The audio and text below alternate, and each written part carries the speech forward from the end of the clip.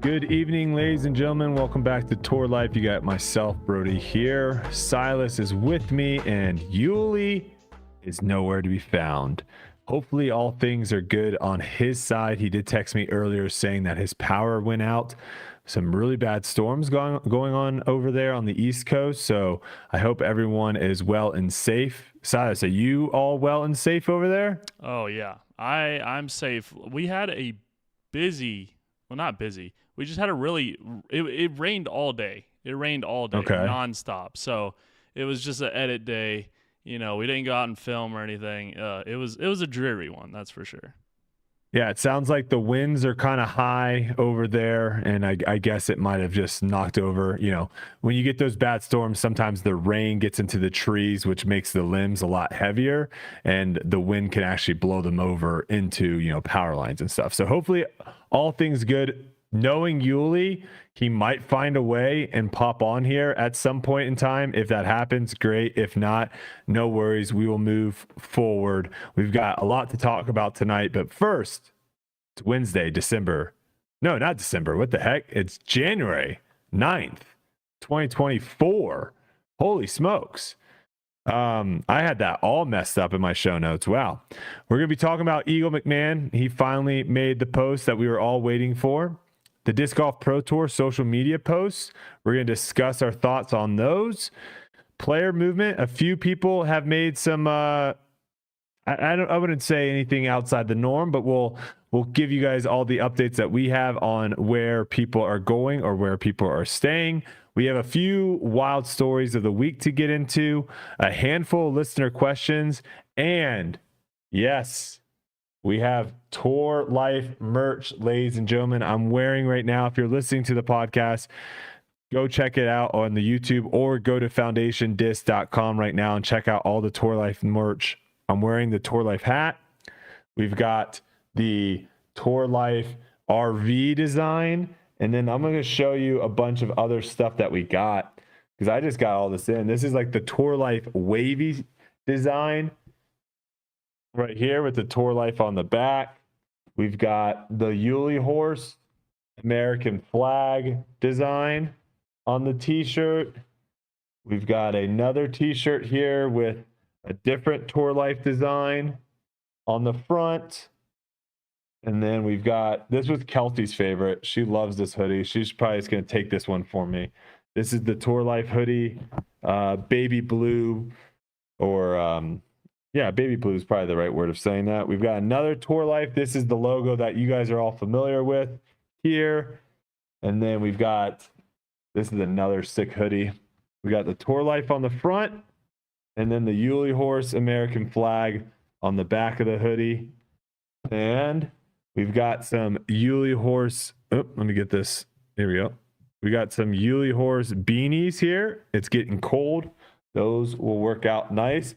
And then this is kind of like, I'm very curious. Very curious. I'd rather be listening to Tour Life shirt. I don't know. That was a user submitted idea that we ended up going with. So we'll see. But all of our Tour Life merch, we've been doing the show for a year. We've been probably saying we're trying to get merch for 6 months now. We finally have it. All the Tour Life merch is available on foundationdisc.com. Silas is pulling it up right there. You can just go up and search Tour Life, or you can go into the apparel at the top, and there will be a Tour Life thing that you can click on. I think that's as simple as I can make it. So go over, pick up some stuff. We have more stuff in the works. We're going to try to maybe get some minis, maybe some badges, like bag patches. So if you guys have ideas of stuff that you'd want to see for Tour Life 2, drop it in the comments down below. You can tweet me, all that good stuff.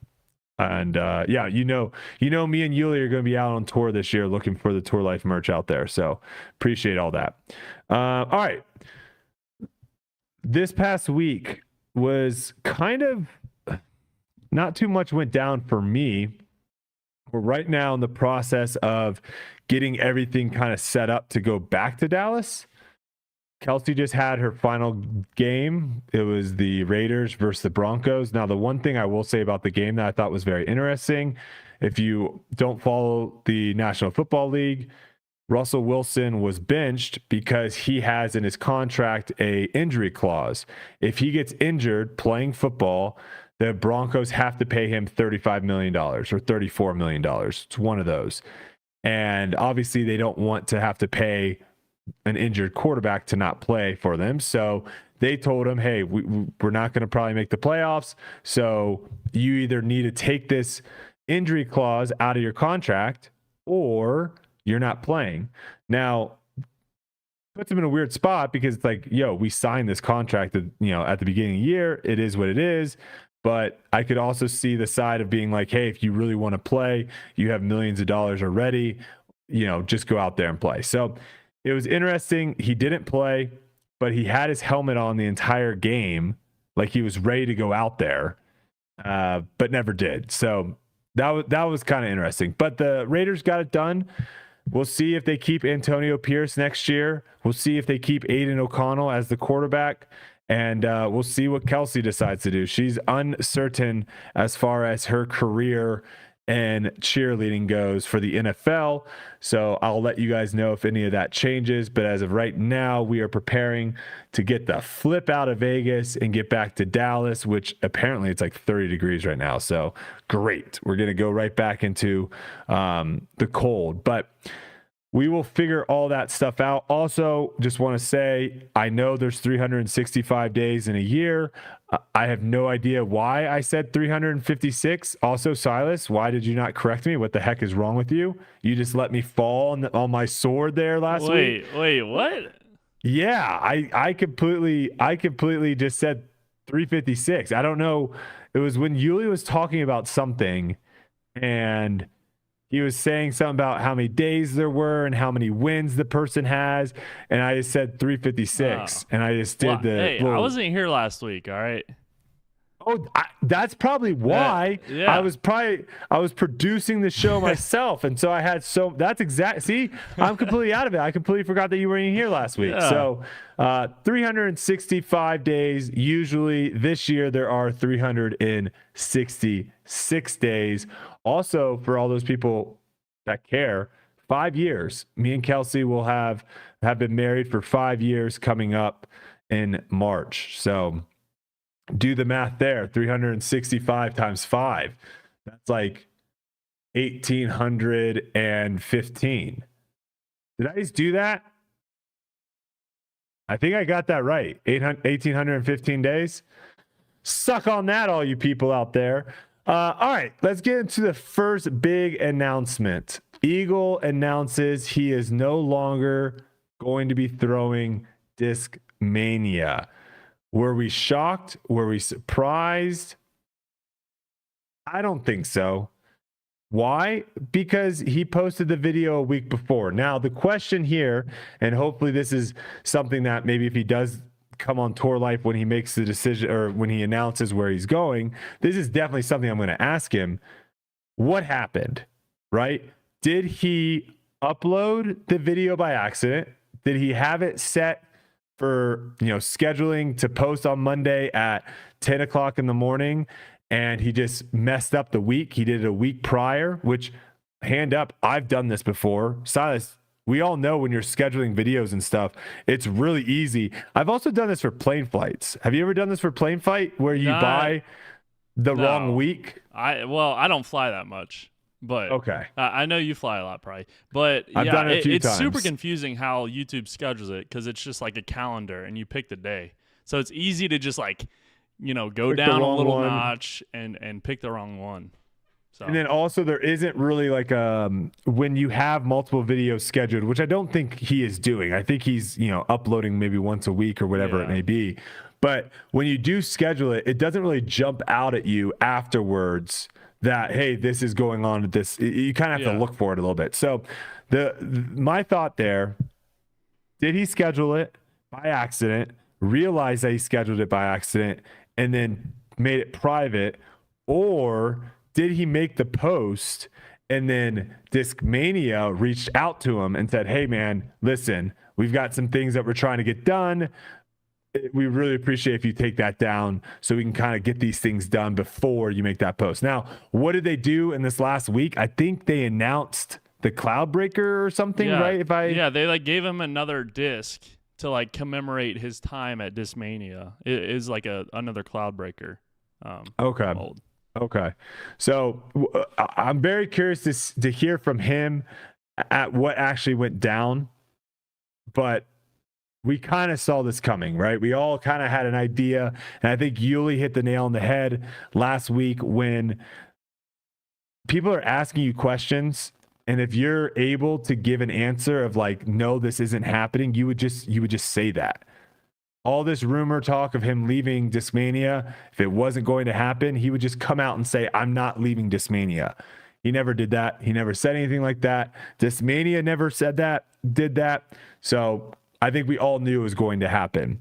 I'm just going to read his post real quick so we can kind of maybe read into it on thoughts on what he's going to do. So he says, this announcement feels completely unreal.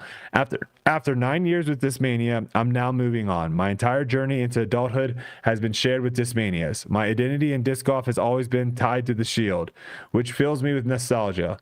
Countless incredible moments have been shared with the company. I owe them an immeasurable amount because without their support, I wouldn't be close to where I am today. I'm so immensely grateful for the incredible times and achievements we've shared together. We've truly grown together side by side over the last decade, and I have so much love for everyone who has been involved with Discmania. From the bottom of my heart, thank you. This really is and has been one of the biggest and most conflicting decisions of my disc golf career and life at large. However, looking forward, I'm genuinely excited about the future ahead. Thank you all for your constant support. I have immense gratitude for helping me establish a life in disc golf and helping dreams become reality. This chapter has now closed, and I can't wait to share what's next. If you are interested in a more in-depth explanation, I've made a video on my YouTube channel, which some of you guys might have seen a week earlier. Now, Eagle is one of the people that I will say thought at one point in time, I don't know if they still think this, but thought at one point in time they would not be the same player if they left the company they were with. There are a handful of people out there that probably feel that way, but I think players are starting to realize that a lot of other companies have great discs as well. And it's not so much on, hey, I need to stay with this company because I'm not going to be able to compete at the level I want to if I go somewhere else. It's more, do I fit in with this company? Is this company promoting me well? Can I have a good relationship with this company? Can I make them money that they are then going to, in turn, pay me for making them lots of money? Those are all the types of questions. Now, if Eagle ends up going to a smaller company that doesn't have all the discs, that might limit his game a little bit.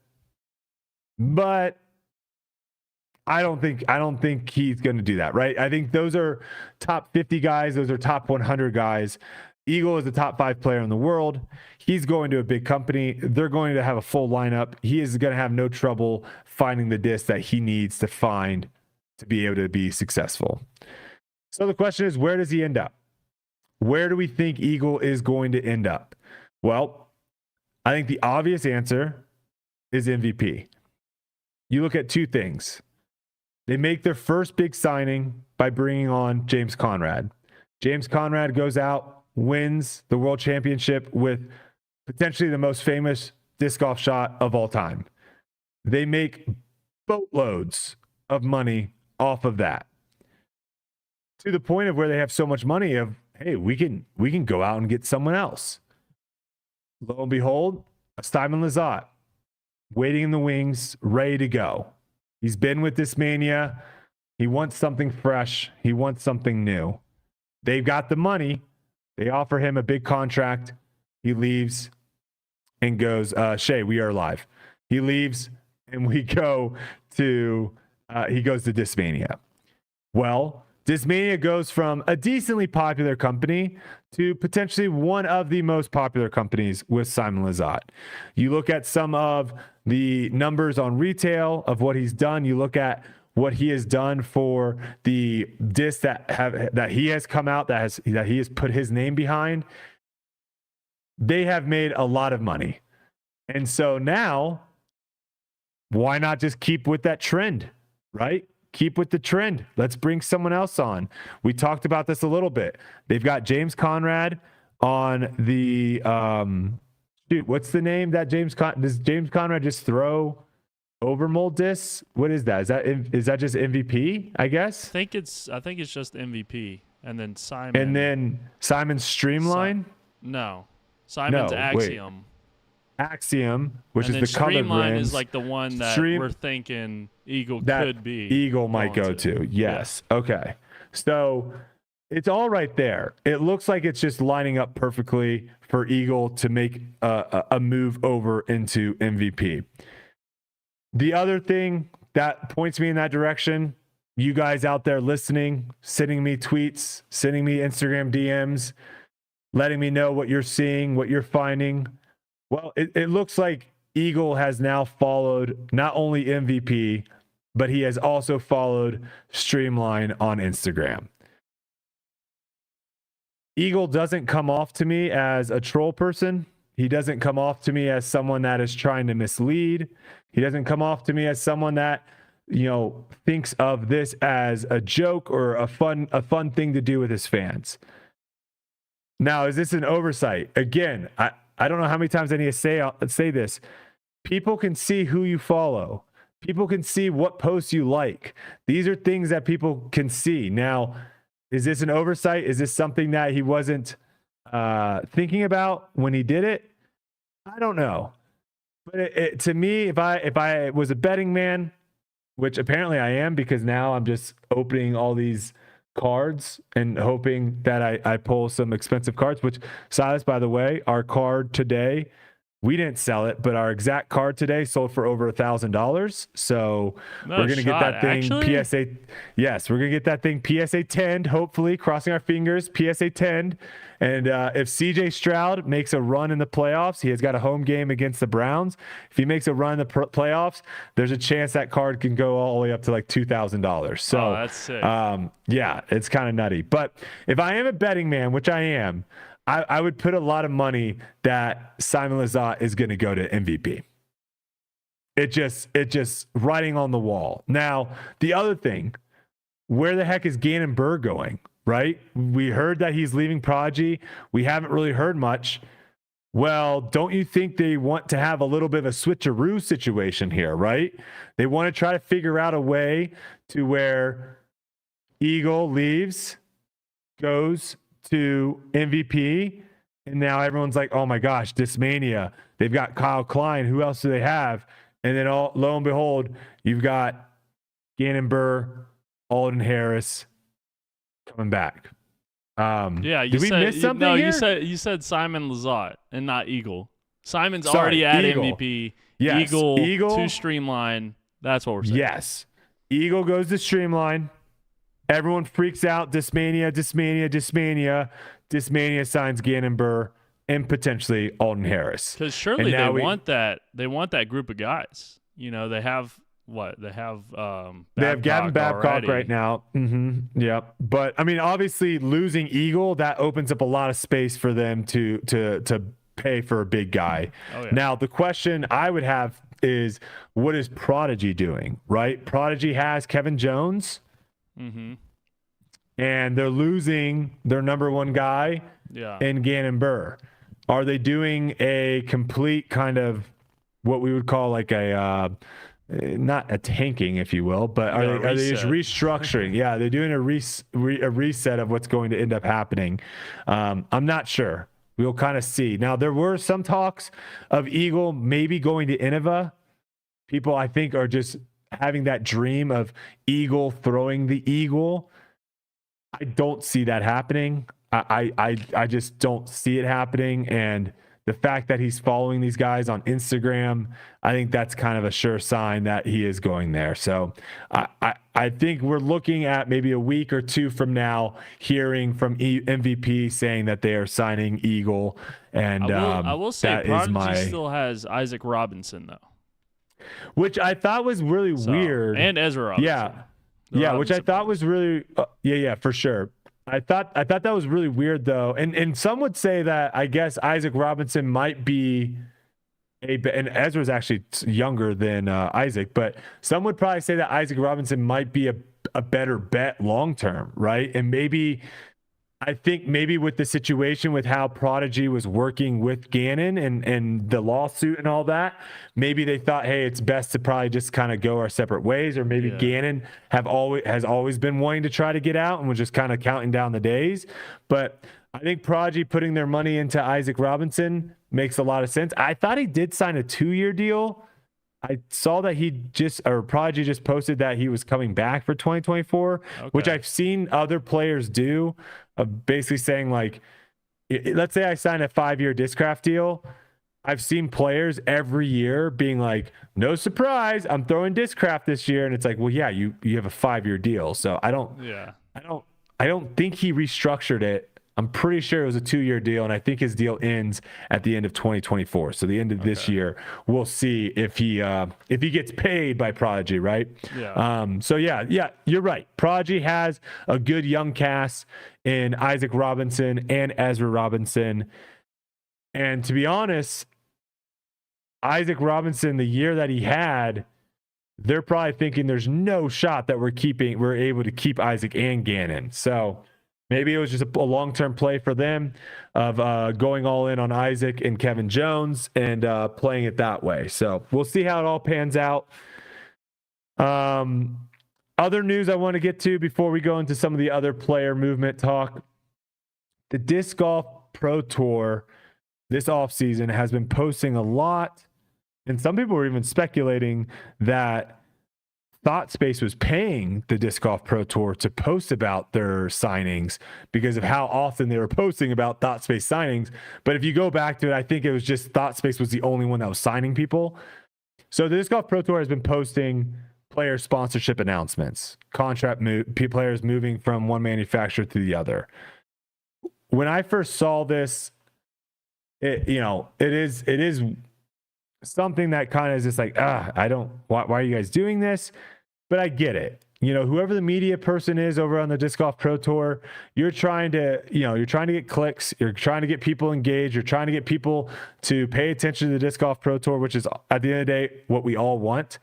There's not a lot to talk about. The fact that we're posting photos of Gannon Burr, completing an Avengers Lego set, or James Conrad doing wood shop stuff. I give them credit for doing like the baby pictures and like trying to come up with stuff. It's tough when you have a lot of the pros on tour. They're very introverts, I guess you could say. There's not too many extroverts. There's not too many people out there, going out and talking or posting stuff. You don't have that much to choose from. It is the off season, so I get it. The Disc Golf Pro Tour is trying to find stuff to post. Now, my big argument here, I guess, would be if you're going to post players' announcements about moving one sponsor to the other, then I think you have to post everyone's. You have to post everyone's. So if you're going to post the guy that's 15th in the world, you're going to have to post the guy that's the 40th in the world. Anyone with a tour card, you're going to have to post, because if you don't, then that kind of looks like you could be favoring Discraft, or you could be favoring Innova. And that's just kind of a bad look if you're the Disc Golf Pro Tour. Now, I got pushback. I posted this on Twitter. I got pushback from my take that the Disc Golf Pro Tour shouldn't be posting this at all. And yes, gun to my head, I don't think the Disc Golf Pro Tour should be posting where players are signing, that someone is signing with a sock company. I don't think that's something that the Disc Golf Pro Tour should be posting. Now, the issue is the Disc Golf Pro Tour is having to wear tons of hats. And we've talked about this before, of where these things, I think, over time will kind of get sorted and leveled out to where bigger media companies like an Ultiworld or potentially a Foundation, which I don't even think we really are a breaking news company. We're not going out and trying to get scoop on stories that haven't been. We're more of like an opinion. Like we share our opinions. We share news that is out there and we give our takes on it. So the more Ultiworlds exist, the more of those media companies exist. I think that takes the load off of the Disc Golf Pro Tour to feel like they have to post this stuff. So I did come back a little bit, but I do have to push back on the people that were claiming this happens in other sports. It does not. It does not. And I even had, obviously, when I make these claims and posts, I have my naysayers go out and fact check me, which I appreciate. One of them said they dug, 3, 5, 7 years back on the PGA Tour, and they found like one post from the PGA Tour talking about Rory McIlroy, who was at the time the number 1 golfer in the world. It was a post about him and his relationship with Nike, which is also one of the biggest companies in golf. That's basically all they saw. They didn't see a Seb Straka say that he's going to be playing TaylorMade. That wasn't being posted on there. And if you go to the Disc Golf Pro Tour, you're not seeing Calvin Heimberg is leaving Innova and is going to Discraft. You're seeing a bunch of stuff on there. And lo and behold, we talk about all this. And what does the PGA Tour post this week? Well, the PGA Tour posts that Tiger Woods is leaving Nike after like 18 years, 28 years. I don't know the exact number. Yeah, I think it was like 27. It's pretty much his entire career as a professional golfer. Tiger Woods is finally leaving Nike, and the PGA Tour posts about it. And so obviously I had everyone, 27 years. Thank you, Robert. I had everyone blasting me being like, look at this. You said Tiger Woods is the biggest golfer in the history of golf, and it's not even close. Nike is one of the biggest companies in the entire world. I don't know if that is the equivalent to posting someone that is 78th in the world signing with the 20th biggest manufacturer. Those two things are not the same. So if this was the Disc Golf Pro Tour saying, hey, Eagle McMahon is leaving Discmania and is going to rejoin Simon Lizotte at MVP, and that was it, I wouldn't think twice. But it's not that. So I'll leave it at that. And again, I get it. The Disc Golf Pro Tour, they're trying to find stuff to post. I don't think this is going to be an issue. If disc golf continues to grow and gets bigger, there will be media outlets to handle this, and the Disc Golf Pro Tour can just focus on the tour and the players and not these contracts and sponsorships that probably shouldn't be being highlighted. Okay, moving on.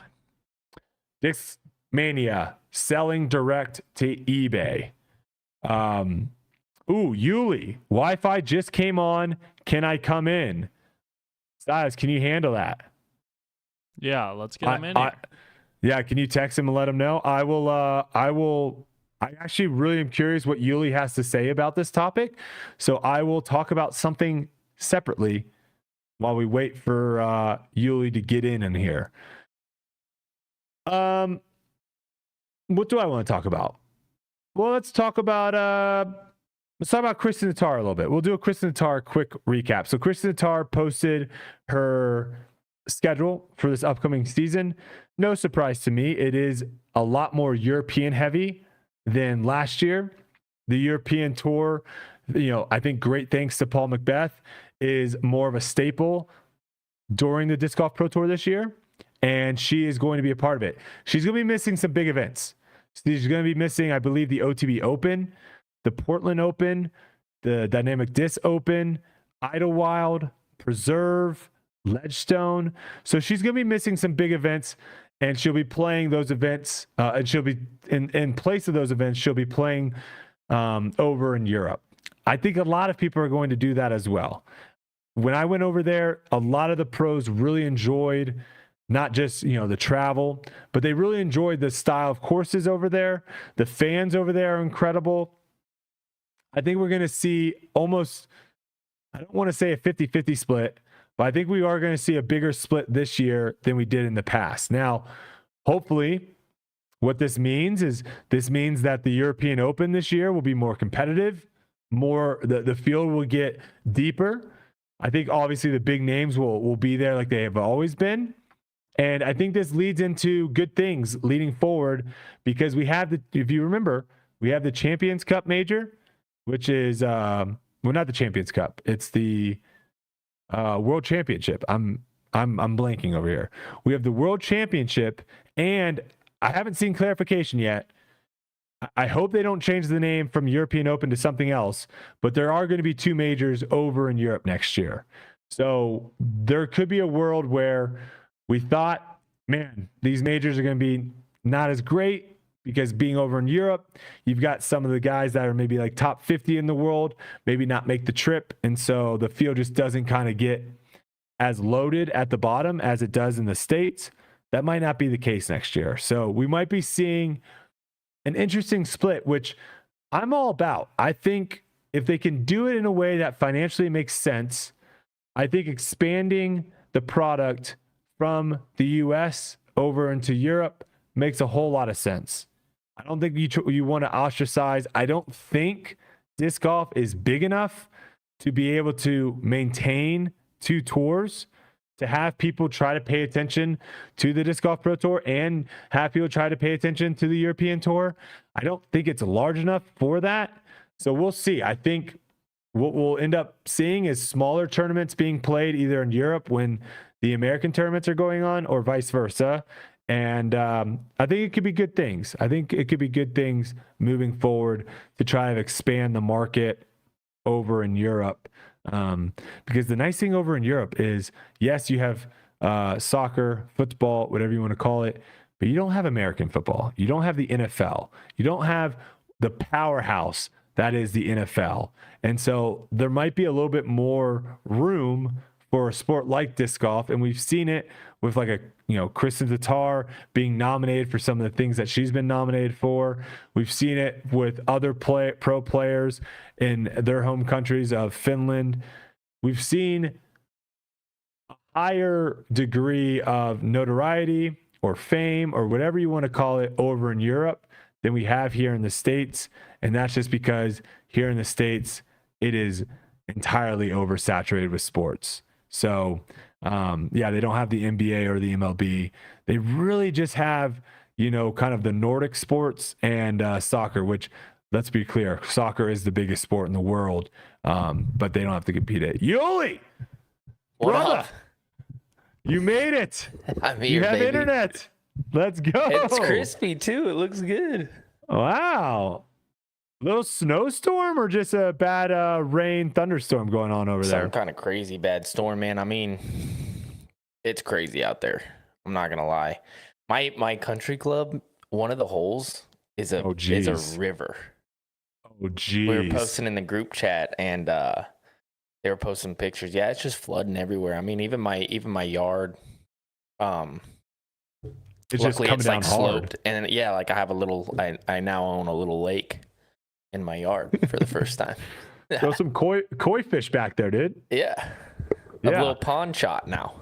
Yeah, go. There you go. All right. Well, we're kind of like, we haven't really gotten too much. We talked a little about Eagle. Did you have anything to, or first off, do you want to let the people know what you've been up to this past week? Do you have any news? Oh no, I've been doing pretty much.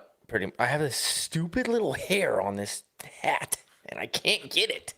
Well, I cannot see it. I can tell you that much. I don't know if I can see it.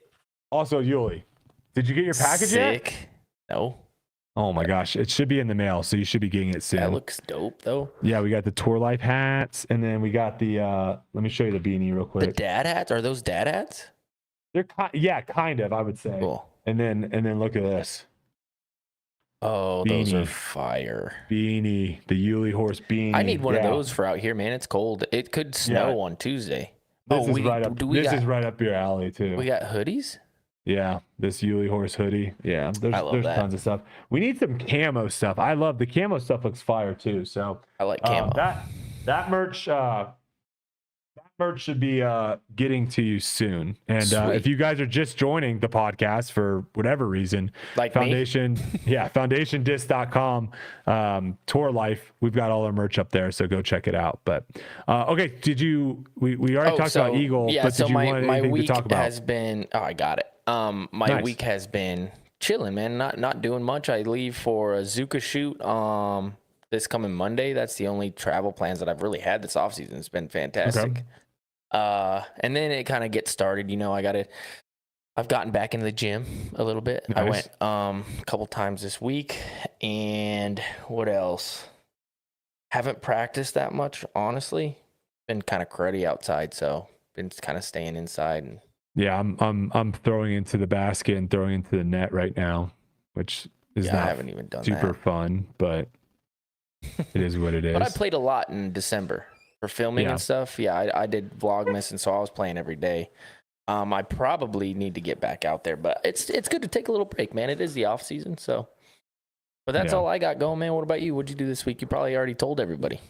Yeah, I mean, my week was pretty much the Raiders game, final Raiders game with Kelsey. Oh, let's talk a little football. It's well, do you want to talk CJ Stroud? Because that's what I was talking about. Our card sold for over $1,000. No. Yes. Congratulations, man. So we are going all in on the Texans this because if he goes to the Super Bowl, brother, we got something. We got something special. I just opened up a brand new pack today. Would you open what pack? Prism. Oh, you got some Prism? Yeah. Basketball, nice. I found a really cool rookie. Let's see what I got in here.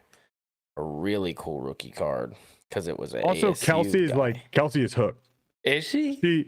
She doesn't do so much like me, and we do a bunch of financial breakdowns and stuff on the channel. Mm-hmm. She doesn't really care too much about the value of the cards. She just really likes trying to find rare cards. She loves it. We're gonna probably film a video tonight. Anyways, I got an ASU rookie card that was dope. I never heard of the guy, but that's my team. That was cool to pull. Anyways, nice. Steelers. How did it happen? I can't believe it. I can't believe the Steelers Let me get got this in. down so people can get that. I can't believe they got in, dude. They're gonna get. Who are they playing? They're gonna get Buffalo. White. We're gonna get. Oh, you're getting White. Buffalo looks like a madhouse right now. Yeah, but here's the thing: we're gonna get wiped. We don't have Watt. It's a huge blow. If we had Watt, that's so sad. We could have made at least a touchdown game out of it. Maybe we wouldn't get blown out by 21. But without him, he's the heartbid of that team. Did you see JJ's tweet where he photoshopped himself into his brother's picture and said, "Do you think anyone will notice?" That would be so. I bet he would still be a monster. Oh, for sure. Guys like that, they have to be out of the league for so long before they actually fall off. Like he was just done playing. He was done getting hit. He was just done doing 2-a-days. He was done doing that. But he did not leave the game because he couldn't play. But dude, the guy was going out there with knee break, broken bones and stuff. That guy was an animal. Yeah, I have been liking to see him on a lot of the platforms though, doing his interviews, making his rounds. It looks like he's gonna really try to get into the after game. He's a good personality. Yeah, exactly. Become an entertainer.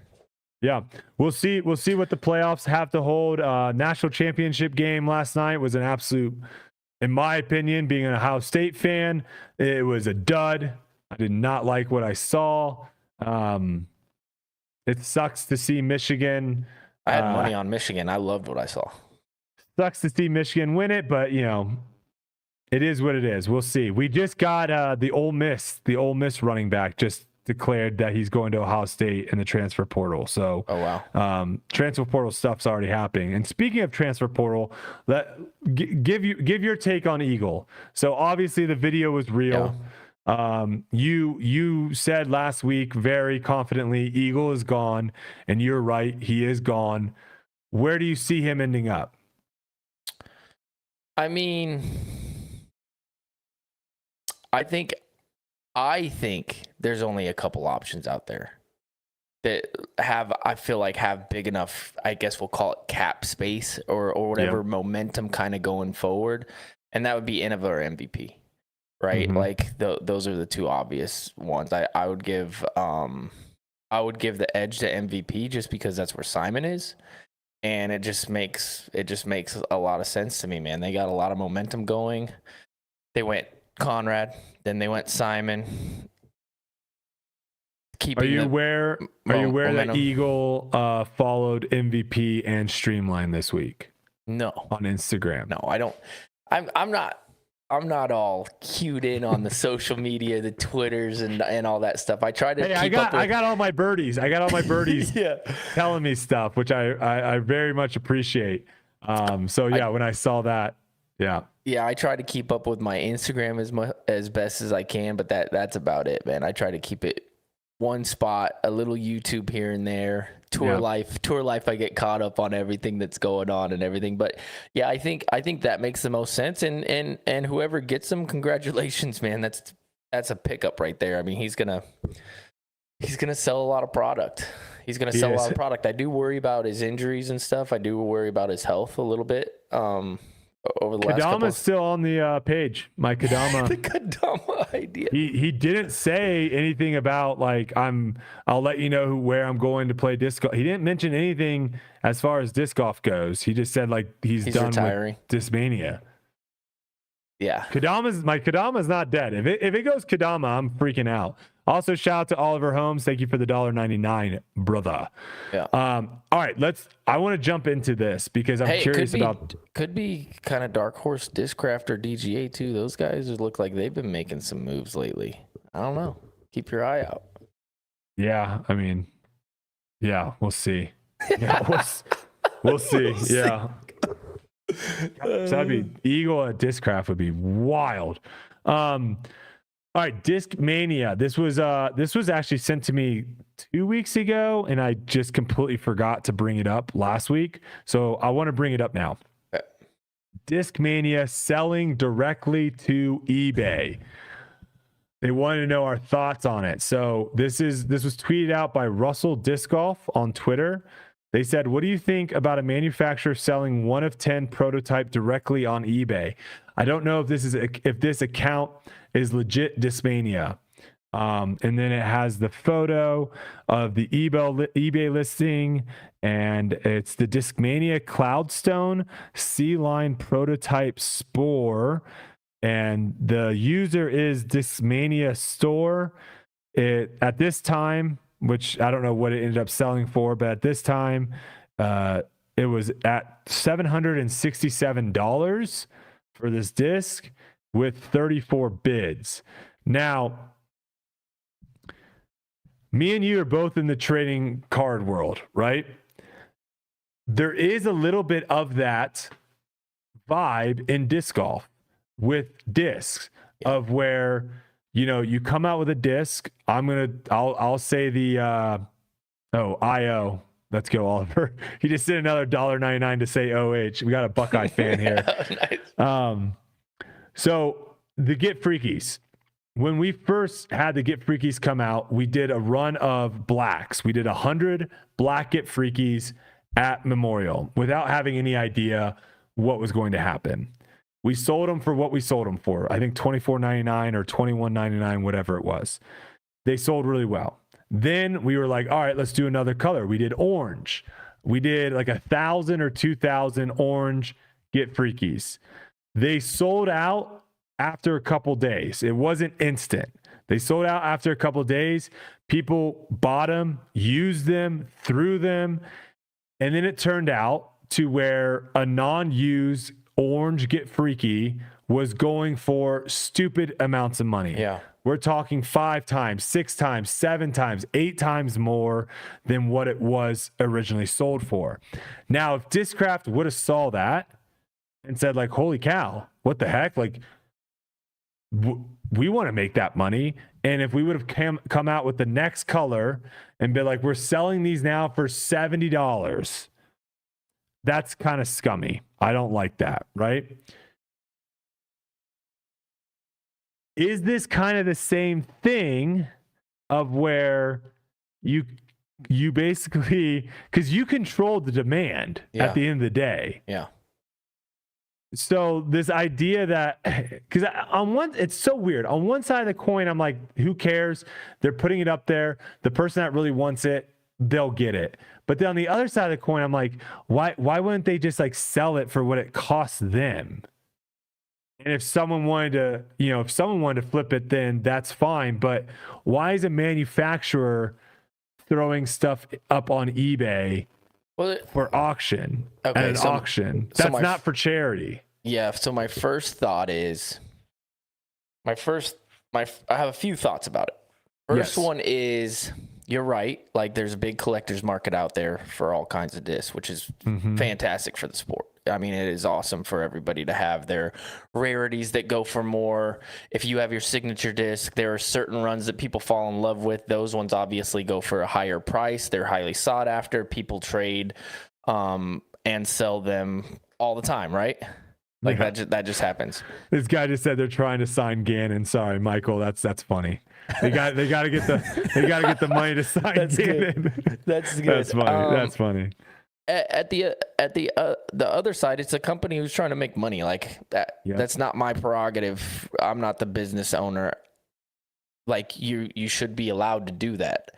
Now the only they're reason it's definitely weird, allowed. They're not. well, It's no, not I mean, illegal. you get what I mean. Like everybody's gonna have an opinion. You're saying they should be allowed to do it without any scrutiny, without the public looking at that. There's always going to be scrutiny in anything Yeah. that you do, anything that you say, anything that you put out there. People get mad now that discs are $24, and they used to be 17, and they used to be 15, and they used to be 11. So that's all. There's always going to be scrutiny. Now, $700 and whatever dollars, I'm in the same boat as you. If somebody wants to pay that, then pay it. I don't care. I do also believe that whoever buys this, they get it. It becomes probably more valuable after they buy it. So I don't think they're losing money by, if they got that disc, I think they could resell it for more. Right? Okay. I don't think it's losing value to the person who's buying it. So the fact of you saying, hey, if they sold it for $20, I also don't think they'd be able to sell it for that much, probably. You get what I mean? Mm-hmm. So I do think that the owner of that disc will be able to flip it if they so wanted to for more money. Yeah. That's not that's not really my point. My point is it looks a little it's the same thing with some of these pros, right? With some of these pros that have these massive contracts that we all know they're making this amount of money. I mean, you also can go and look, okay, they made six figures or whatever in prize purses, and they're like selling stuff on their Instagram. Like it's the look of it is really at the end of the day of, does Discmania want to have, is it a good look for Discmania to have that look of them basically controlling the market because they make the disc and then like throwing stuff on there on eBay? And again, some people in the chat are already saying this. If this was a thing of like, hey, we're putting this on an auction, charity, all the money goes to charity. I don't think anyone says anything of it. If anything, I think people think they applaud Discmania for it. Or if they don't mention this at all and they just throw this on their website and it's $20 and it's like the first person to find it gets it, I think again, also a cool move. It's a bid though, so somebody could potentially get it for $20. It's not their fault that somebody's bidding it up. It's not their fault.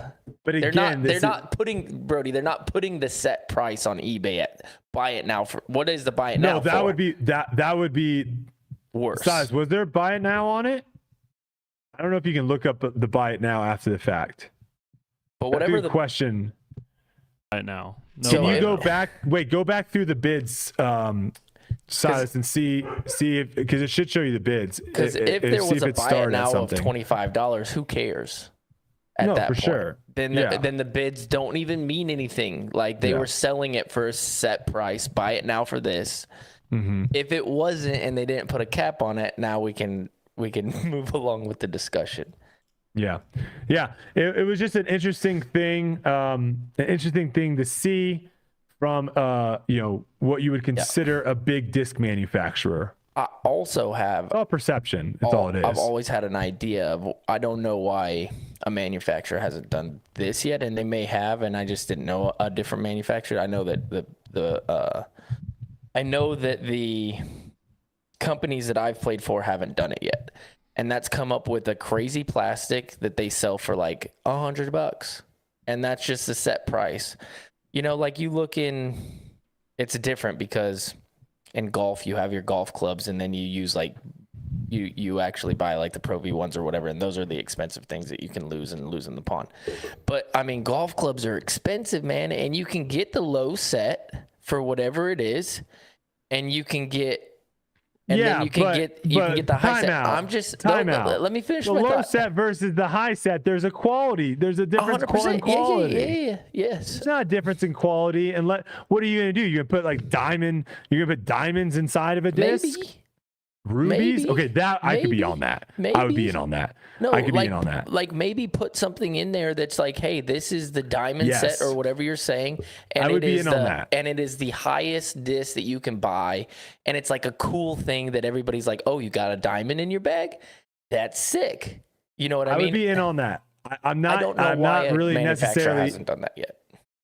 I'm not. And again, maybe this is a bad. I'm going to say right now, this is a bad take because tons of companies do this, but the idea of like raising the prices on something to make it seem more desirable than it actually is or actually is valued, that kind of sucks. But like every company does that, right? Like these designer shirts that thankfully Kelsey doesn't really go after them all that much, but she has shown me stuff where I'm like, that shirt's $20, and she's like, no, it's $750.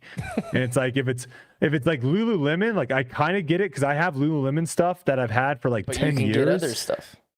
Same thing. I know, but I'm saying like Lululemon, like the quality of it. At least I know when I buy Lululemon, like the quality of it makes it a lot like it lasts longer. Versus, there's been runs of discs that are just better plastic. They're just better. We have the run right now of like the nukes that everybody loves, right? The blue bombers, we call them on our when we're doing commentary. The blue bomber, the Z ones, the Z ones that AB has and the Gooseman has. I think you might have a really stable one as well. I've got a good one.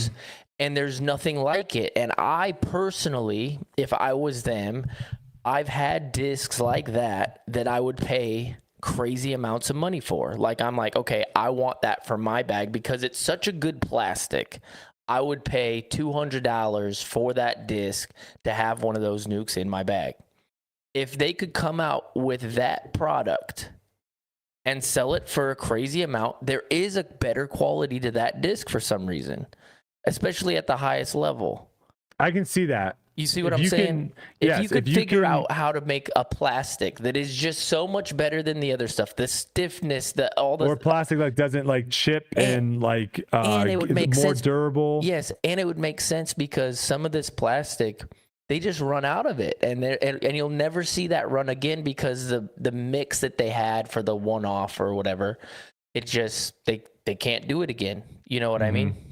I'm in on that. To me, it's like there has to be some sort of value increase. That's the value. Yeah. Yeah. I'm in on that. David donates $7.77. Says Balenciaga and Yeezy disc coming soon. Ooh, designer disc coming soon. And let's be clear. There's a market for it. There is. That's all I'm saying. Let's be clear, Yuli, too. We're at fault of this, of where you have a buzz, an ESP buzz that you can buy for $17.99. You put the Yuli logo on it, $21.99. Worth a little You put bit more. the Dark Horse logo on it, $21.99. $50. No, just kidding. same exact disc. Yeah. And so there is we're at fault of it too. I just think would I like to see everything sell for $17.99? Yeah, I think I would. Yes. But I mean, I guess I don't know, man. I'm just saying maybe the market does dictate it. I don't know. I'm just saying a good run of plastic that all the pros love. I'm saying that the pros love.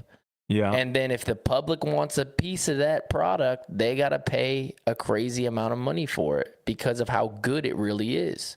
And there are discs just like that. It's just an idea that I've had. Anyways. So I brought up the history on the bidding for the disc. Oh, okay. Okay, there you go. There. Yeah, so somebody could have got it for $1. Someone could have got it for $1. So there you have it. All right, let's talk some player movement.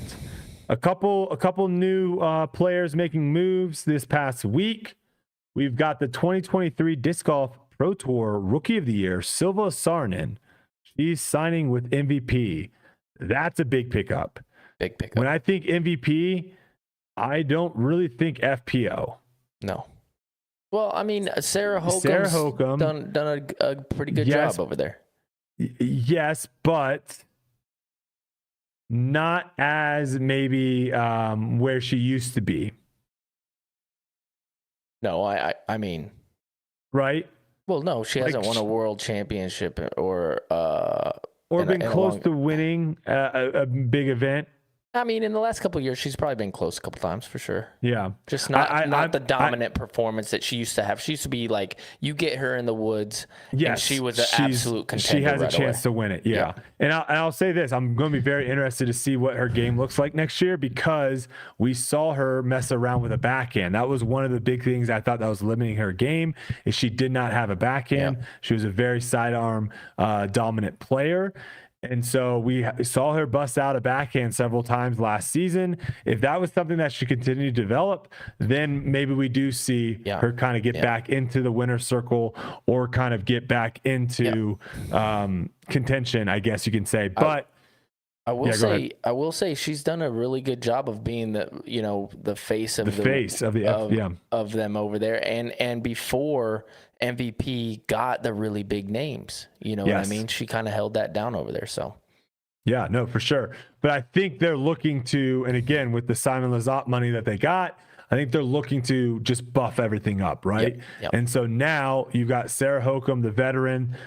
She's been around, world champion. And now you've got the up-and-comer rookie of the year, Silva Sarnen. Now, what does that mean as far as how many events do we get to see Silva out? She didn't really play all too many events in the U.S. last year, so I'm hoping to see see her more over here. But that could be a massive pickup for MVP on the FPO side.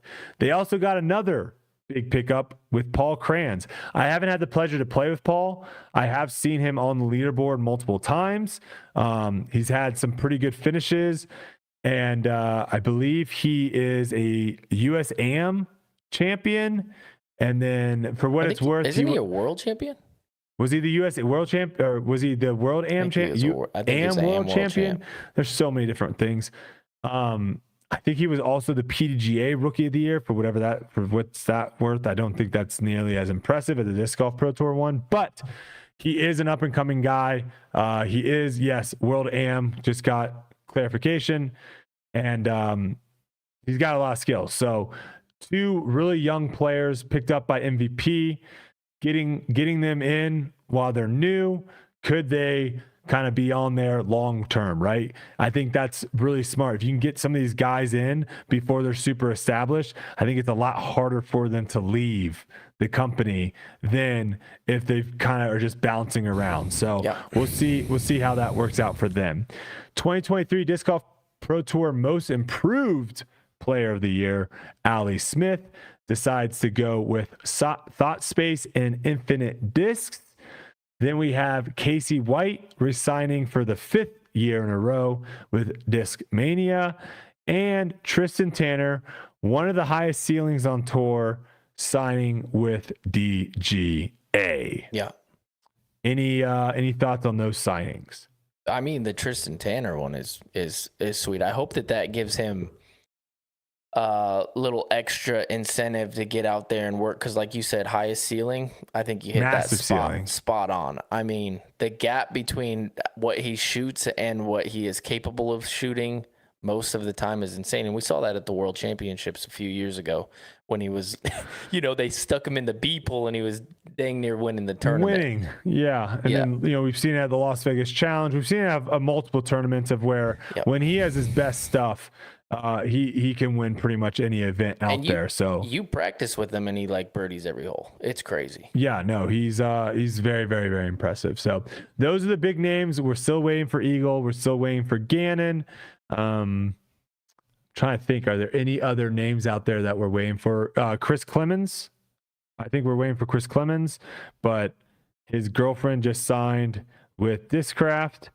So if which was a nice signing as well. Yeah. Yes, Hannah signs with Discraft, but if you go and look at history, I don't know that many pairs on tour that are with different companies.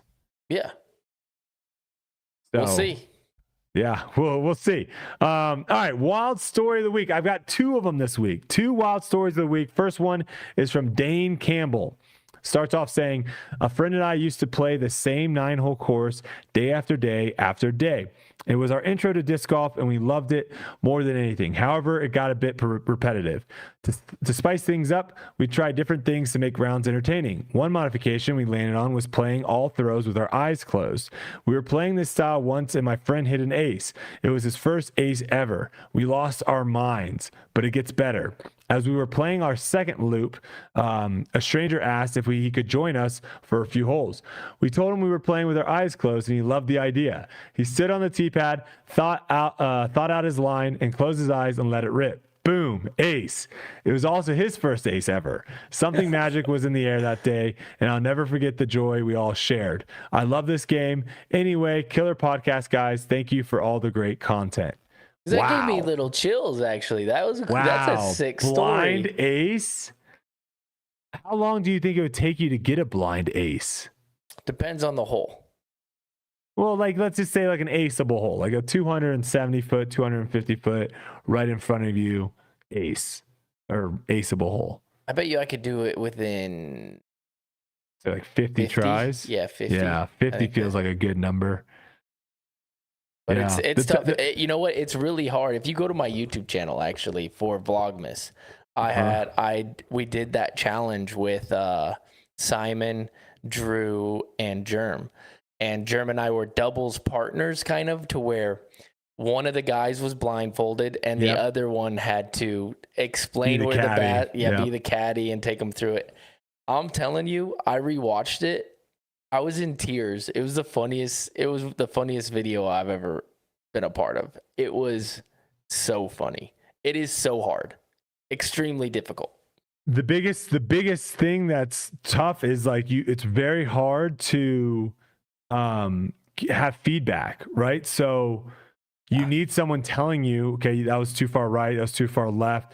But without you being able to see it, it is very hard to make those corrections when you throw blindfolded shots. It's actually a pretty good idea for a video. I might try it because I'm envisioning, pardon the pun, being blindfolded and you can't take it off until it's past until you ace. Like you can't like be pick and watch it go in. You gotta like go through the whole effect. That'd be fun. I'd be down to do that. I'd probably just do it like on a 200-foot hole though. Yeah, just a 500-footer downhill. You just have to be there for months. All right, we have a second one. This is I'm trying to figure out where this was from. I can't remember where I found this. It starts off, a friend of mine has recorded over 32,500 throws and has yet to hit his first ace. We thought it would be fun to see if anyone else has him beat for most recorded throws without hitting their first ace. Fun fact, his streak also includes second, third, fourth drives. The man has not thrown a disc from a tee pad into a basket in 586 rounds. Post your streaks and help him realize he's not alone, I hope. So then he has the graphic, 586 rounds, 10,275 holes, 32,589 throws, no aces. Oh, man. Here's a response.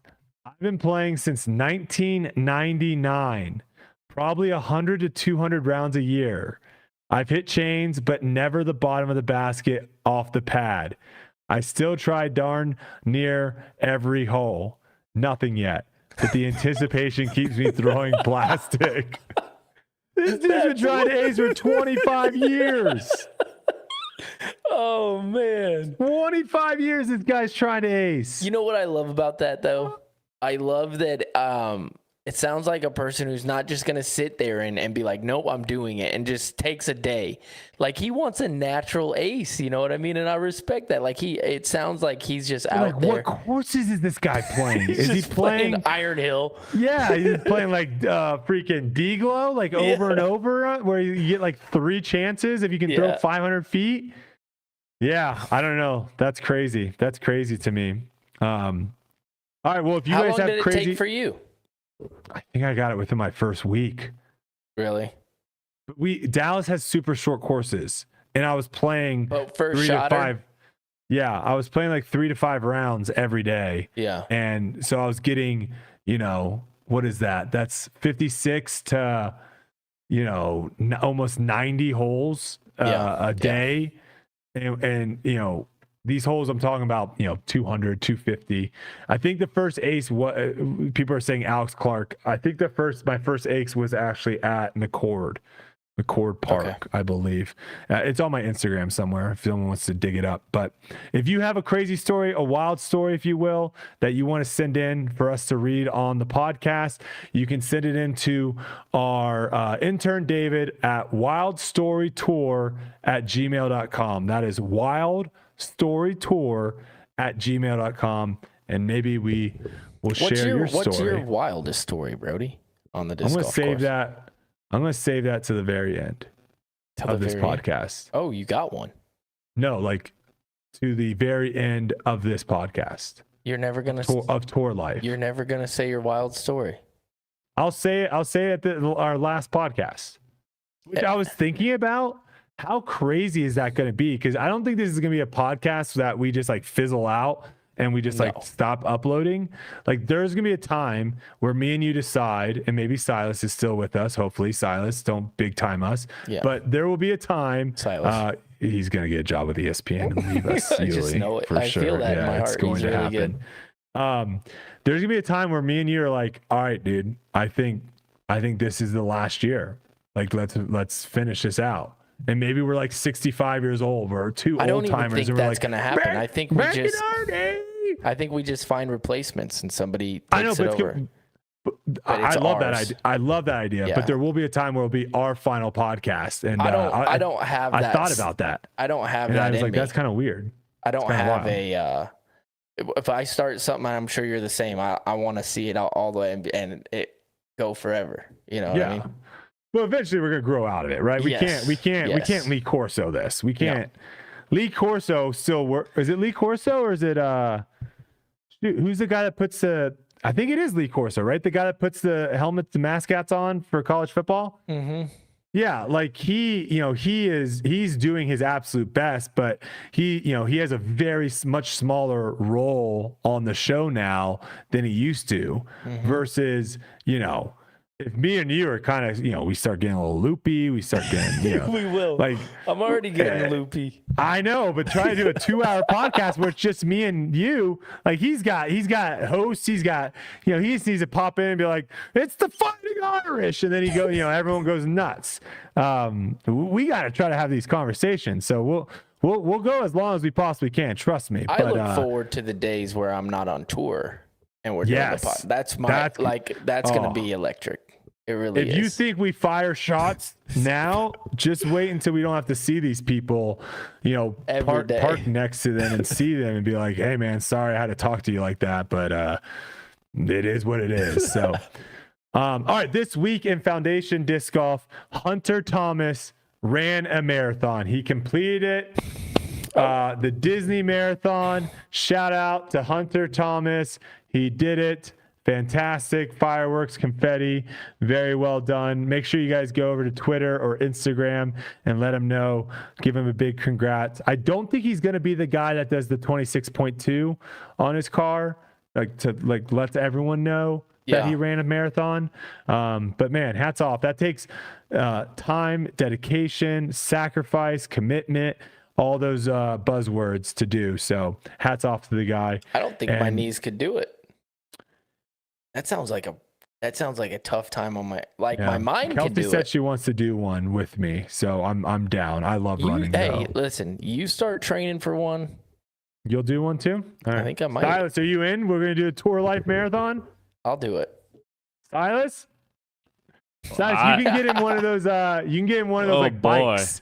You can do it with the bike.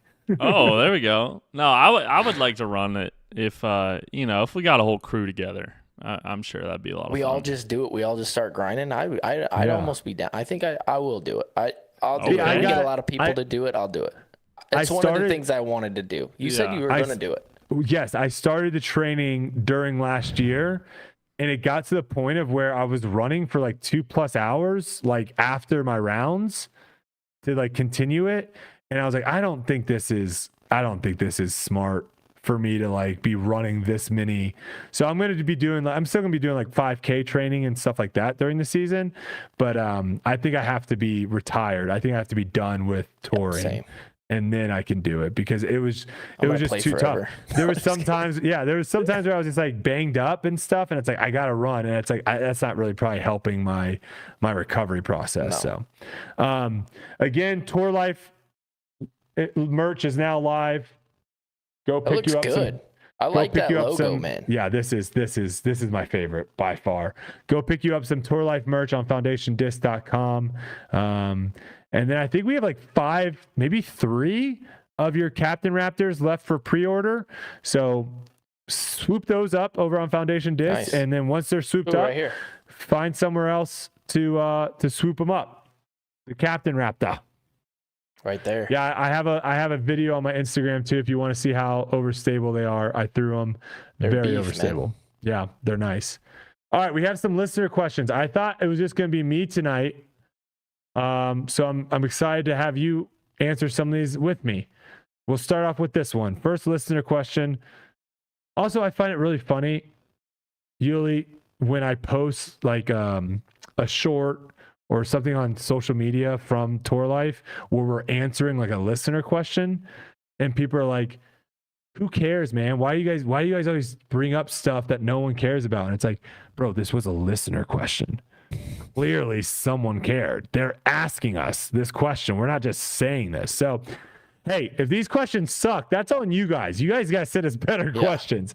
I try to pick the best I got. So I thought these were all pretty... answers could suck, but our answers could suck. That's on us. But that's on us. Give us better questions. Is the logo screen printed? Yes. It's not embroidered. What's the other option? Oh, maybe like a jersey. Maybe it's got to be ironed on. Oh, it might be ironed on. Yeah. Yeah. It's tough to say. It's tough to say. It's not. You can feel it. I don't know if that helps. You can feel it.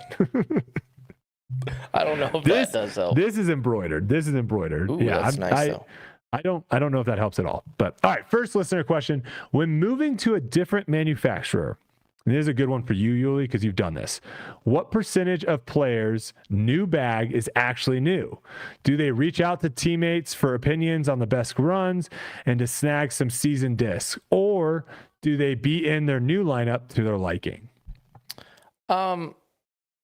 Usually, for me, for example, I like the flip up game and the beat up stuff, because I know that there are some pros out there who can go to the shop, get a disc, play with it, and be really good. But there is something about having a seasoned disc to where it just, the flight characteristic is going to be consistent. If you get a new disc, there's a very good chance that the flight characteristic changes within like the first month drastically. And that's tough when playing tournaments. So I would guess for other people, and I know this for myself, I got a lot of used stuff from people that was already beat in, through it, and was like, yeah, that's the flight I want. And then I could have a lot of confidence that's the way that it was going to be moving forward. Yeah. Next question. My wife and I played a ton of tournaments in the 2008 to 2013. We're really getting back into playing now that our kids are in high school. What would you recommend for best current distance drivers? We're still throwing bolts, katanas, Surge SS, etc. Well, without knowing how far you throw, how fast you throw, without knowing really anything, I will say, I'm just going to gauge off of kind of what you were talking about. I'm going to say that you're kind of like an average amateur, like you play a couple times a week. I think a lot of people throw discs faster than they should. So a lot of people go up to those distance drivers when they should be living in the fairway world. So that's where I like to see like Avenger SS. I like to see Passion. I like to see, you can try the Cicada. I'm going to give you all Discraft stuff. The best disc. Heat. the heat is the best possible disc for that type of throw. I'm going to be throwing a heat well into my 70s. That is just an amazing disc for all arm speeds. I use it. It's just such a good scorch as well. It's like a bump up from a heat. I feel like it goes like heat, scorch, which is kind of along the lines of the same as the Surge SS. So that might be a nice replacement for that one. Anything SS, pretty good. Yeah. And I would stay away from distance drivers. I don't think, I think distance drivers only really make sense when you're at a certain skill level. So once you're throwing like over 400 feet, I think distance drivers come into play. But if you're not able to throw over 400 feet, your distance drivers aren't going to go that much farther than your fairways. So, all right, next one. Is it caramel or caramel? Or caramel? Wait, there's multiple ways of saying this. Yeah. Is say caramel? No, maybe it's caramel or caramel or caramel. I don't know. What do you say? Oh, there's two. There's two. There's caramel and there's caramel. Yeah. And I would say, caramel. Well, I don't know what I was just doing. I think I just made up two. I think made up two new ones. Caramel. Caramel. It's either one. I think I use both. I think it depends on what I'm talking about. Caramel apple. Oh, that's got some caramel in it. That ice cream's got some caramel. Do I want caramel in my ice cream? Nah. I'll take a caramel apple though. I think I might be dependent on the word, so maybe I didn't think it was two different words. Or it's actually not the funny same word. Because what you just said makes a lot of sense. Yeah. Yeah. Because to me, like caramel apple is just like, that's what it is. Yeah, you can't say caramel apple. No, that's weird. All right. We learn new things every day. Come to stick around Tour Life, guys. Yeah, great question. What would make disc golf a better product? All the best players at 1 and 3 manufacturers, or spread out the talent? People say they hated the Cavs versus Warriors NBA Finals 5 years in a row, but they had the most views since Kobe versus Shaq. I would say keep it at a couple. I hate these team analogies, man. I know. People love getting under my skin with these team analogies, but I think that if we had a tournament, which has been going around for decades now, I don't think it's going to care. But if you had an actual manufacturer tournament, that'd be cool. Like a this is where I'm at, Yuli. Let's either go all in and be like, the manufacturers are running this sport. Let's go all freaking in. Mm-hmm. Or let's go out. We're in the middle. Let's go all in. If you win a tournament, guess what? I get $1,000. Let's freaking go all in, and I'll be your best teammate ever. Like a live golf type situation. I will be your best teammate you have ever seen. But this we're on the fence right now, man, and it's like you're right. You're right. To me, it doesn't make sense.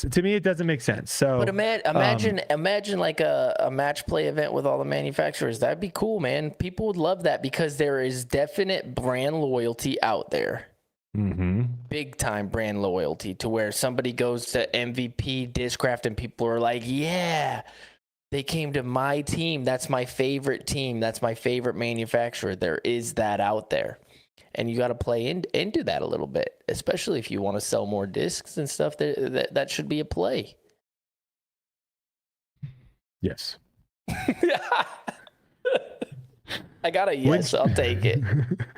When changing sponsors, do players care about the disc, or do they make the best business decision and trust that they will get used to the disc? And I'll answer this one first. I kind of mentioned this a little bit earlier, where Eagle was in that world at a certain point where he thought he wasn't going to be able to do what he can do without Discmania. There are some players out there that I do feel that they probably do feel that way of, hey, this is the disc. These are the discs I know. I don't know what's going to happen if I leave. I think that's kind of shying away now. And I think players are making the decisions that are best for them business wise. What are they going to make the most money? Where do they fit the best? Maybe they're fourth on the totem pole at the company that they currently are at. And this company over here is offering the same amount of money, but they're saying you're going to be our number one guy. Yeah. Maybe that makes it more sense. I think that is happening more than potentially in the past. Absolutely. Your thoughts? Absolutely. No, you're right. I think there's always going to be a number. For people to say there's not a number, that's crazy talk. There's always going to be a number for somebody to move somewhere else.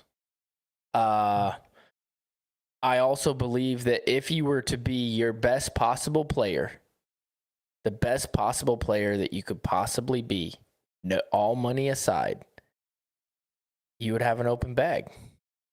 That's a hot take, but I mean, every single pro, if they don't say that is that's false. It's got to be false. There is. Then you have to make the decision. Okay, like for me, for example, I made a business decision when I left Innova to go to Prodigy. They had one disc. We went up and down with all kinds of crazy discs. We had some big time flops when I was with that company. I think we came out with like a M5. It had a little divot around the rim. It was an awful disc. It was an awful disc, right?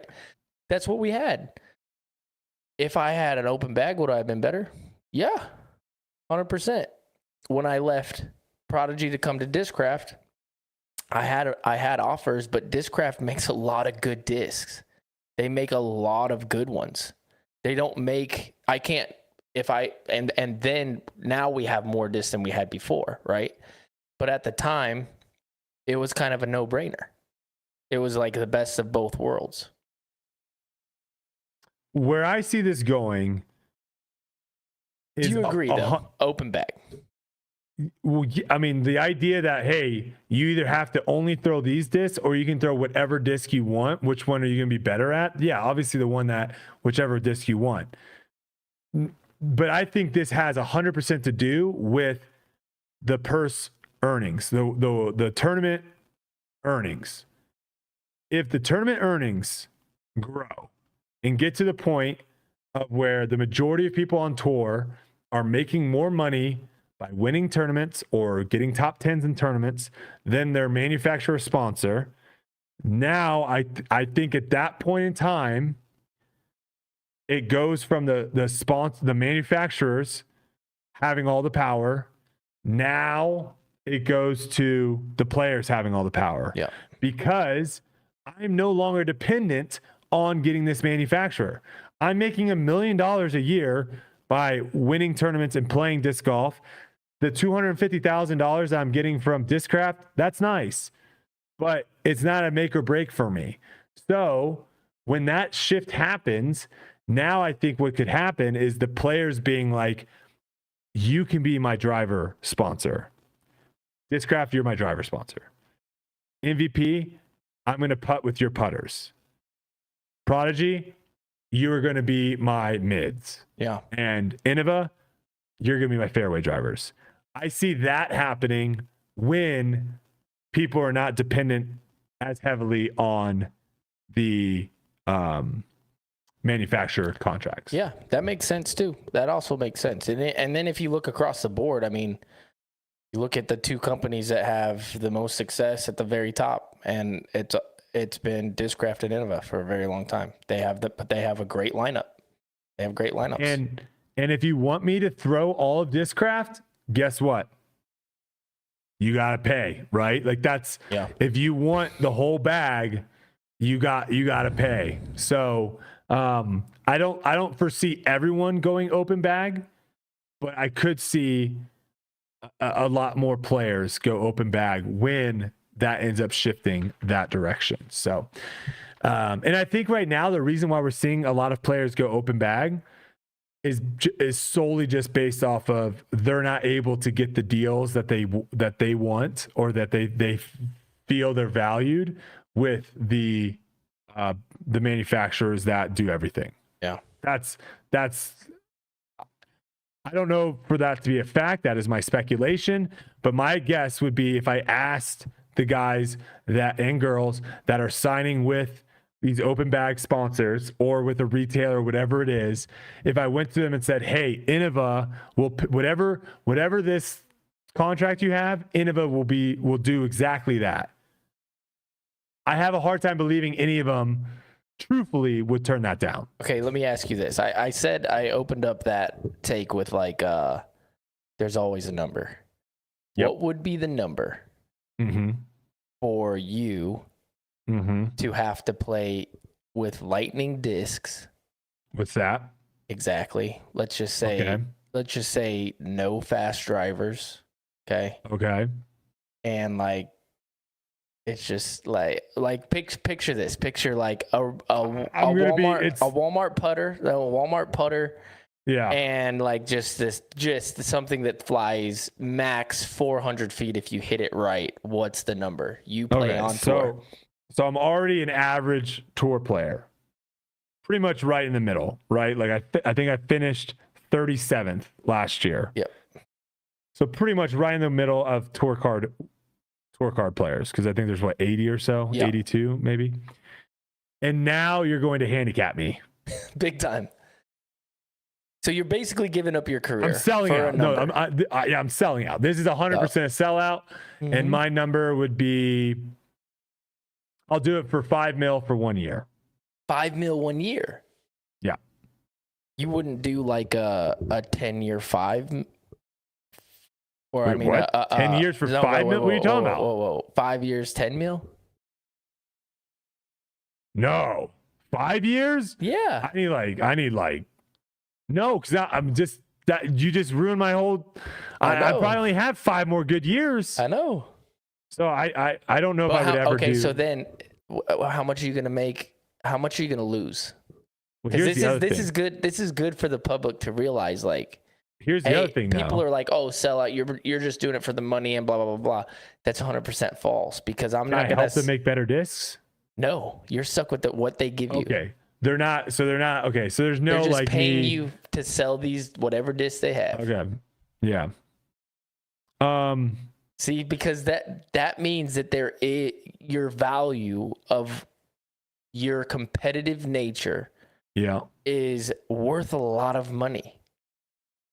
It's worth a lot of money because you're not going to go out there and just it's all it's also I'm for me too, I'm a little bit I think this is a little bit of a different question or a different answer for other pros, like newer pros that, I mean, I've already had a full career in Ultimate Frisbee. So I've already done a full, like, if I didn't do any disc golf, I would have been very satisfied with what I did in my, professional sports career, if you will.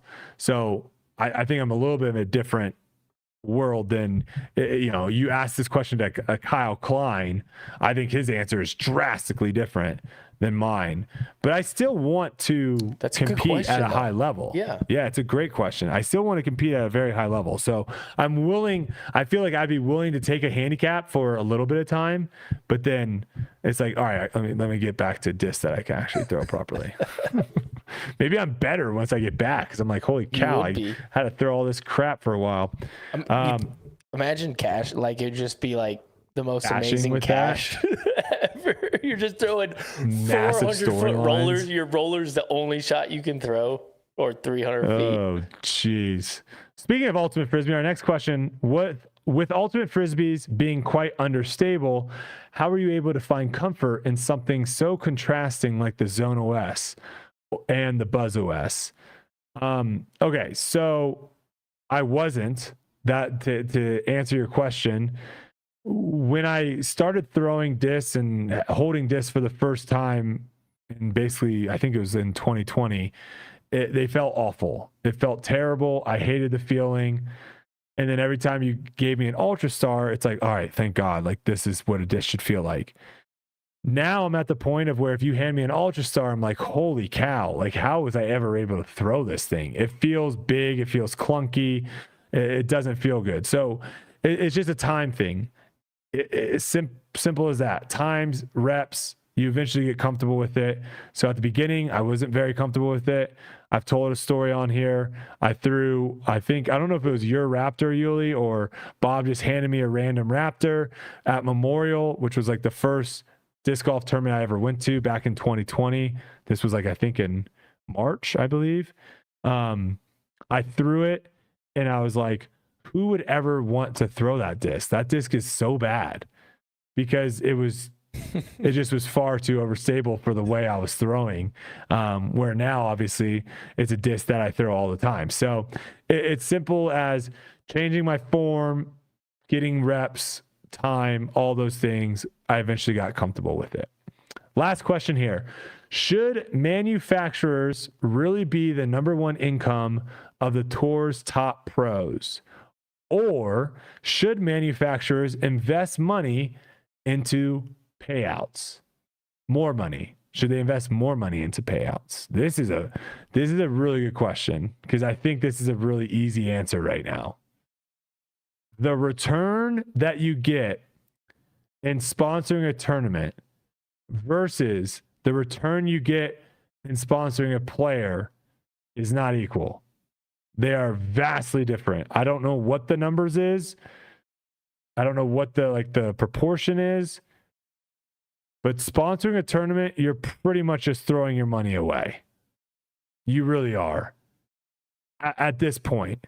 Now, if it gets on TV, if it gets more eyeballs, sure. But the impact you have in sponsoring a player and having that player under your name, throwing your disc an entire season, so much more valuable than putting money into a tournament. Yeah, unless you're gonna keep doing it every single year and invest more and more and more and more into that tournament, that you're right. It's drastically different, because then you think about a tournament like the Ledgestone, like that is synonymous with, it's Ledgestone, right? It's that company. You know that company. That's great advertisement for them, and I think they probably get a lot of return on what they sell, their tournament, their website, and everything, holding such a prestigious tournament like that, or USDGC, kind of synonymous with Innova. They've done a great job of marketing with that, and that is like, now there's more manufacturers and stuff coming in and sponsoring it, but we know that that's Innova's tournament. I think that there are a few exceptions in that. Well, let me pose you this question. Okay. Let's say Tour Life was interested in sponsoring something, okay? And we were looking at it. Okay, we can sponsor Ledgestone. So no, it's no longer the Ledgestone Open. It is now the Tour Life Open. Or we can sponsor a player. Okay? Mm-hmm. If money was equal, let's say to do whatever it was to sponsor, to make it the Tour Life Open, and whatever we were going to play the player, let's say it was equal, how far down the list would we have to go to a player where the Tour Life Open was a better return for us? Because I think we're both on the same page, right? Sponsoring Calvin, having Calvin sponsored by Tour Life, and he's wearing all Tour Life merch, and he's got discs that are all stamped Tour Life, and his bag is Tour Life. I think that's way more valuable than having one tournament called the Tour Life Open. We all agree that. Yes, right now. But if you hold that tournament and it becomes, like, for example, I played the Ledgestone Open 15 years ago when it was just in Peoria, and it was called something else. I forgot what it was called, and it wasn't what it was now. They have 2,000 players that come to their tournament and spend money. They're making more money than Calvin is making Innova from their tournament, right? Yeah, Yes. I don't know the numbers. It's got to be. Yeah, I don't know the numbers exactly. But again, that's a little bit different because Ledgestone owns that tournament, right? Well, we could own a tournament. Yeah, to me though, if we're really trying to compare the two, we wouldn't own the tournament. We would just have the naming rights to the tournament. Well, you don't own Calvin. You just have your naming rights on him. You just sponsor him. I know but that's what I'm saying. That's what you would have to do to make it equal. Because obviously, if we owned our own tournament and we were making money for all the amateurs that were coming in and playing in it, and we were making money off of all the merch that was sold, that's way different. Well, I'm really. saying just saying throwing your name on a tournament and saying this is now the Tour Life Open. Yeah, and we don't really have that right now because every tournament is pretty much yeah, you're right. There's a difference. But I still think certain tournaments bring great value to having your name on it. And if you run it right and build it in the correct way, you can have a very successful endeavor over years. I guess Des Moines would be a good one, right? Des Moines, they just got that True Bank. Right, like True Bank, like they're not probably making money off of ticket sales. They're probably not making money off of someone buying a disc there. No, right? They're getting advertisement. They're literally just using it as an advertising thing, and so that would be where I would say, like, if we were using Calvin as just an advertisement, right? We're not selling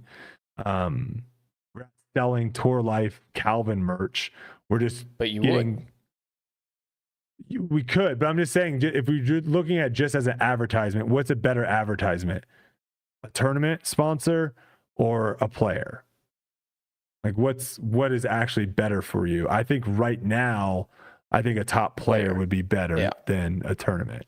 But it's an interesting question because it's definitely one too that can change over time. Because as soon as disc golf all of a sudden gets on cable TV or something like that, and now the eyeballs are bigger, could change things a little bit.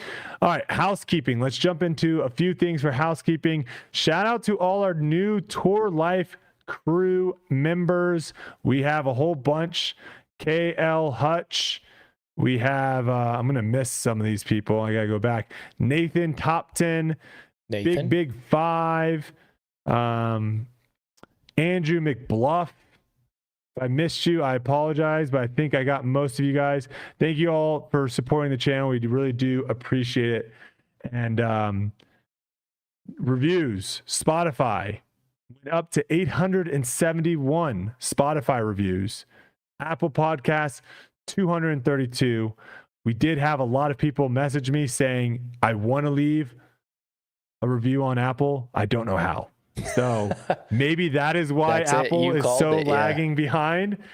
They make it really hard to do it. So for the 20 people that did it between last week and this week that figured it out, thank you so much. Everyone that's left us a review on Apple and Spotify, we really do appreciate it. Thank you so much. Our 5K Instagram giveaway. We've been promoting this for, I don't know, a month or two now. We finally hit it, Yuli, and we didn't just hit it. We're at 5,219. So we just blew past it over on Instagram. And shout out to Quinn McLean for the winner. Quinn McLean, in their profile, it says disc golf is great in the 828. Hey. What area code is that? Oh, Silas, what area code is 828? I'm gonna say somewhere in like Washington. Ooh, that's a good guess. 828. I also saw some of his photos, so it might be Midwest guy. He might be like Cincinnati. Illinois. Yeah, it might be like a Cincinnati or something. It is. Nope. It is Western North Carolina. Oh, it's here. Oh, you should got Asheville, Franklin, Hickory, Murphy, Waynesville. Hey, he's by me. Yeah. Sweet. All right. Yeah, there you go. So I did just message Discraft. They are going to be sending out those 2 discs to you. Perfect. So shout out to you. Shout out to everyone that follows us over on Instagram. Thank you guys so much. We'll have to do another giveaway at 10,000 followers over there. This away on my Vlogmas. I lost them. I don't know who they are. I need them to message me. So if you're watching this, and I gave these buzzes to you, I sent all the other winners out, but somehow I lost the 2 people who did this on my live.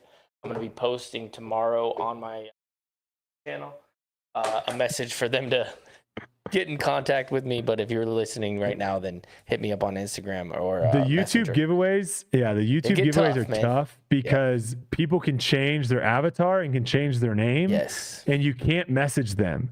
So it gets real dicey real quick. That's why people hate it, but that's why I do all the giveaways on Instagram or Twitter or somewhere where I can send you a DM and I know it's you. Otherwise, it gets dicey, And dicey. Don't be dicey. that guy who messages me and be like, "That's me," and it wasn't you. Yeah, That would be a bummer.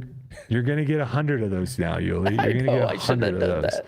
But You're I gonna need get to find loaded. those guys. They won fair and square. They were interacting on my live YouTube, which was cool. Okay. Anyways. All right. When you guys get your Tour Life merch in, if you guys want to tweet us or send us an Instagram or Facebook letting us know, take a screenshot of what you're getting, that'd be dope. We'd love to see that. But when it comes in, when you get your Tour Life merch, take some photos and maybe we'll Silas, maybe we'll grab a couple of them off social media and showcase some of our favorites. So pick up the Tour Life merch, take some photos out in the disc golf course, send it our way, and we'll show some of our favorites on the show whenever that may be. I don't know if they'll come in as early as next week. Maybe some people will get them next week. So this might be 2 weeks from now. But Silas, Yuli, did I miss anything? Did I forget anything? Nope. Think we're good. All good? All right. Me and Kelsey are going to open up some 2023 Prism, baby. Ooh. Yeah. All right. We'll see you guys all next week. Peace. Bye.